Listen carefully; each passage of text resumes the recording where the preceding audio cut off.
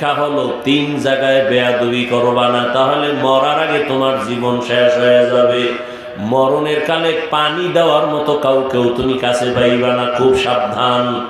বিবেকের কাছে কথাগুলো রেখে যাই, মনে রাখি ওরে বাবা। 1 নাম্বার, মা বাবার সাথে খারাপ আচরণ করবা না।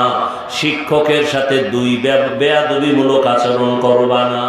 3 আলেমের সাথে বেয়াদবিমূলক আচরণ করবা না। যদি মা বাবার সাথে বেয়াদবিমূলক আচরণ করো আর মা বাবায় যদি কষ্ট পাইয়া বলে আহ এটাই তোর জন্য একটা আগুন, এই আগুন যদি তোর কপালে লাগে তোর জীবন ধ্বংস। শিক্ষকের সাথে খারাপ আচরণ করার কারণে যদি শিক্ষক একটা নিঃশ্বাস ফালায়, তোর ছাত্র জীবনের লেখাপড়া সব ধ্বংস হয়ে যাবে। আলেমের সাথে খারাপ আচরণ করার পরে যদি একটা নিঃশ্বাস দেয়, তোর জীবন ধ্বংস হবে। অতএব মা বাবার বেয়াদবি নিও না, শিক্ষকের সাথে বেয়াদবি করে বরদোয়া নিও না।